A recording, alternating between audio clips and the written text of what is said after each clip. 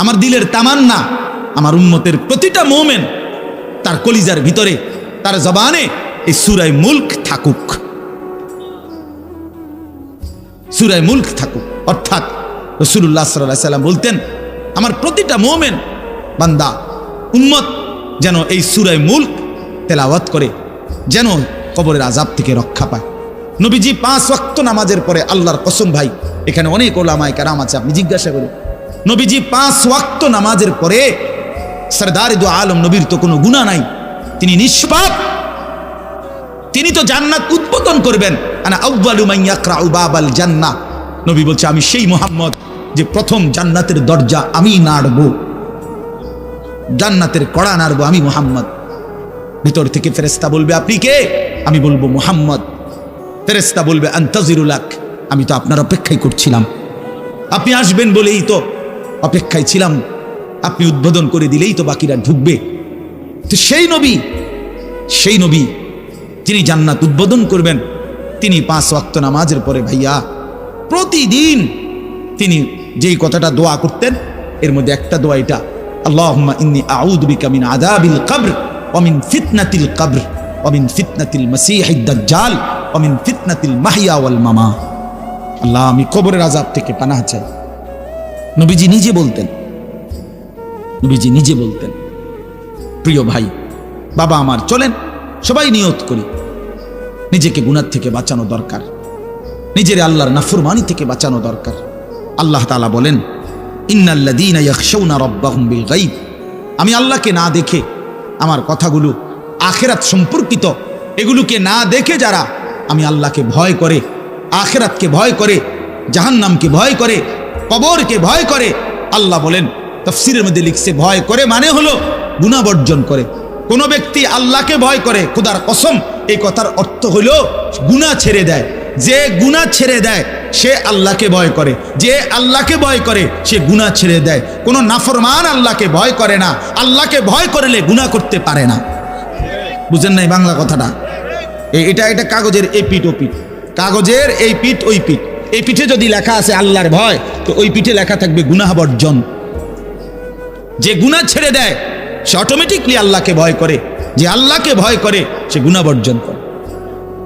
এজন্য তাকওয়ার অর্থ আল্লাহর ভয়, এটার প্রথম অর্থ হইল গুনাহ বর্জন। মান খাশিয়ার রহমান, আল্লাহকে ভয়, এটার প্রথম অর্থ গুনাহ বর্জন, গুনাহ বর্জন। আমার শায়েখ আল্লামা মুফতি মুশতাকুন নবী সাহেব সব সময় চিল্লায় মাহফিলে, অনেক সময় হাজারি করে বলে যে বাপ গুনাহ আগুন, গুনাহ আগুন, গুনাহ আগুন। প্রতিটা গুনার পিঠে ওই পিঠে আগুন আছে। নারীর প্রতিটা বেপর্দা দৃশ্যের মধ্যে খোদার কসম আগুন জ্বলে। ওই সিনেমার নর্তকীর শরীরে আগুন জ্বলে, ওই নায়িকার শরীরে আগুন জ্বলে, মোবাইলের ওই অস্থির ছবির মধ্যে আগুন জ্বলে, মদের আড্ডায় আগুন জ্বলে, জুয়ার আড্ডায় আগুন জ্বলে, সুদের টাকায় আগুন জ্বলে, ঘুষের টাকায় আগুন জ্বলে, বেপর্দা নারীর শরীরে আগুন জ্বলে। ওইটা রূপ না, ওইটা আগুন, ওইটা জাহান্নাম, ওইটা জাহান্নাম।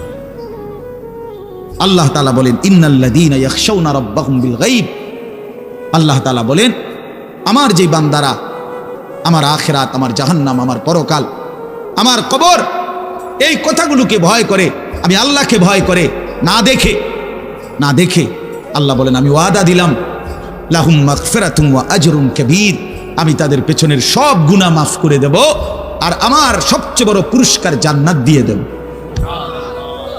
এরপরে আল্লাহ বলেন ওয়া আসিররু কাওলাকুম আবিজহারু বিহি ইন্নাহু আলিমুম বিযাতিস সুদূর। মানুষের 3টা অবস্থা কথার ক্ষেত্রে, মানুষ তার অভিব্যক্তির ক্ষেত্রে 3টা অবস্থা হয়। মানুষ কখনো জোরে কথা বলে, মানুষ কখনো আস্তে কথা বলে গোপনে, আর কখনো মানুষ অন্তরে জল্পনা কল্পনা করে, ঠিক না? এই 3টাই অবস্থা। তো আল্লাহ তাআলা বলেন, এনে একটা ছোট্ট তাফসীরের মধ্যে আছে, মক্কার কুরাইশরা, কাফেররা নবীজির বিরুদ্ধে দিবানিশি ষড়যন্ত্র করত, বুঝছেন? তো ষড়যন্ত্র করতে বইলে মাঝে মধ্যে এই বেকুবরা বইলে কইতো আস্তে আস্তে, এই আস্তে কো বেটা, আসিররু, আস্তে কথা বলো, কাই লা ইয়াসমা রাব্বা মুহাম্মদ, মুহাম্মদের খোদা যেন শুনতে না পায়। শুনলে কি অসুবিধা হইব? হেরাই বলতো শুনলে জিবরাইলের কাছে কইয়ে দিব, হে আবার মুহাম্মদের কাছে এসে কইব, একবারে ফেঁসে করুন। হ্যাঁ, তাফসীরের মধ্যে আছে। আল্লাহ তাআলা বলেন, হায় হায় রে বেওকুফ, কি বললি, কি ভাবলি, আল্লাহরেই চিনলি না, আল্লাহকেই চিনলি। হ্যাঁ, অনেক নওজোয়ান হ্যাঁ বেচারা ইয়ারফোন লাগাইলে মনে করে কেউ শুনে না, না ইয়ারফোন লাগাইলেছে আর কি, বুঝেন না, কানের মধ্যে দুইটা বল্টু লাগাইছে, খালাস, আর তো দুনিয়ার কেউ শুনে না। আরে না ফরমান, দুনিয়ার কেউ শুনে না সেটা তো কথা না, আর শাজিমের মালিক তো শুনে।